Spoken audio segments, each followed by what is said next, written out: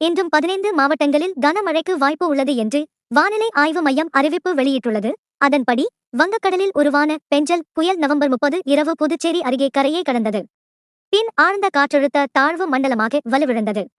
நேற்று காலை நிலவரப்படி இது ஆழ்ந்த காற்றழுத்த தாழ்வு பகுதியாக மேலும் வலுவிழந்து வடமாவட்டங்கள் மற்றும் உள்மாவட்டங்களில் நிலவியது.